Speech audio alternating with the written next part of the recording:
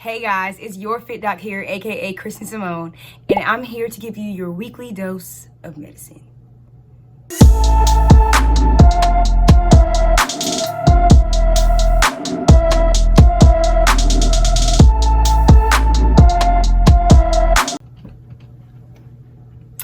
So today I want to talk about how to get into medical school with a low Mcat score.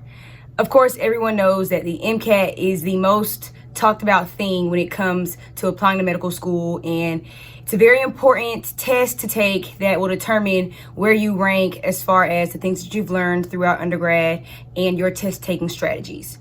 However, not everyone is a good standardized test taker.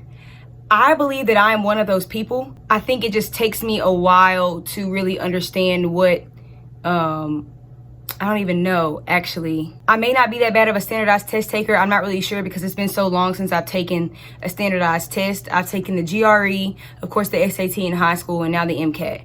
And I'm actually retaking the Mcat. I didn't do too bad on the GRE. I think I was slightly above average.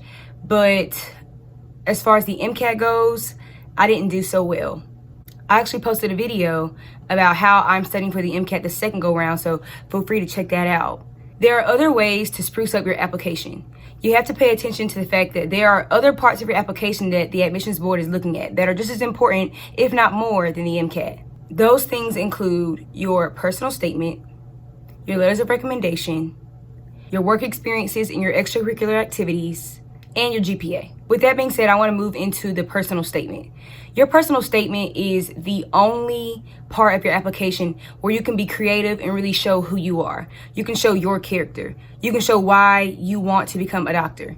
Now, with that being said, it's not necessary to speak about why you want to help people because that's obvious. You don't really want to talk about that in your personal statement.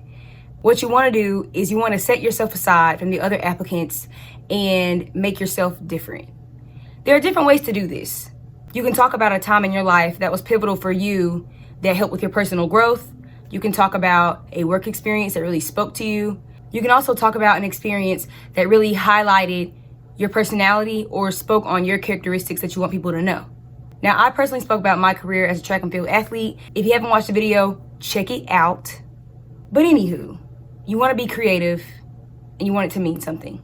I actually spoke with a friend of mine that was on the admissions board for Chapel Hill, and she had suggested that I don't talk about helping people. You want to be a doctor. It's implied that you want to help people. She gave me specific examples, and one of her examples of a personal statement that she read that actually was refreshing to read was about a guy who built a video game, and he actually worked full-time in creating this video game. And so although that was very different and it wasn't like your typical personal statement, it really spoke on his experience and it gave him versatility because who do you know that creates video games? Like, that's so different, right? That's kind of the vibe that you want to give off. Secondly, your letters of recommendation. You want to choose wisely when it comes to who's writing your letter of recommendation. Personally, I can say that I have created substantial relationships with my organic chemistry teachers, my biology teachers, my chemistry teachers. For those of you at UNCC that were in my classes, you know that I asked questions, okay?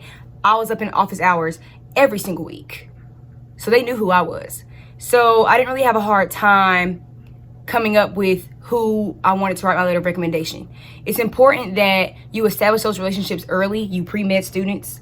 Establish those relationships early so it won't be hard to ask for a letter of recommendation and you won't have to worry about it not being substantial enough. Also, if you're out of school, you want to establish a good work relationship with your supervisors, your managers, etc. There are some schools that have limits as to how many letters of recommendation they will actually read.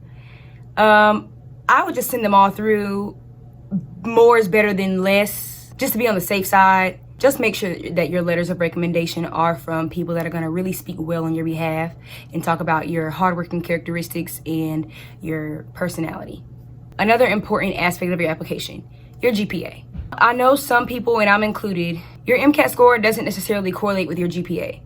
If you are in the process of still taking classes, whether you're undergrad or whether you're post-bac, or whether you're getting your master's, of course you want to keep making good grades. You want to try to increase your GPA as much as possible. There are some med schools that offer biomedical science degrees. And typically, if you enroll in that master's program, you are more likely to get into that medical school if you choose to apply, because they see that you're invested and you're already incorporated into their program. Another important aspect of your application, clinical experience. Clinical experience can include a variety of different jobs. I know that medical schools love medical scribes. So medical scribing is always a good job to get into. I trained to be a medical scribe at one point, but they wanted me to work full time during my track season and I wasn't able to work it out. However, I did go through the training and it was extensive, but I learned a lot of medical terminology, and I can say that just the training alone was very helpful.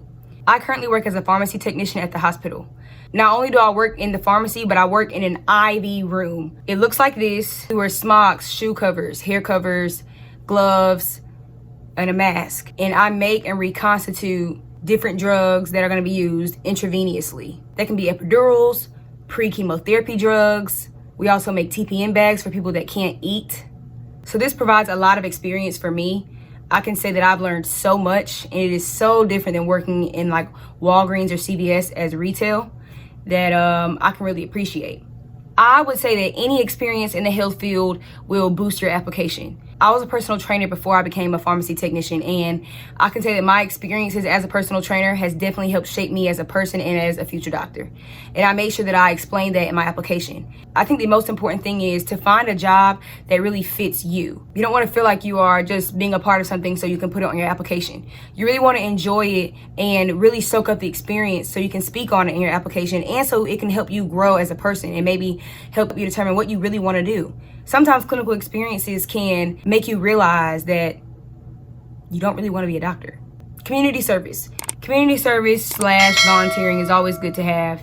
Your activities are very important as well. You want to maximize every opportunity that you have in order to make yourself the best candidate. No activity is too small or too big. I know I struggled with that when I was applying because I felt like my experiences weren't enough. I felt like me working as a personal trainer wasn't good enough.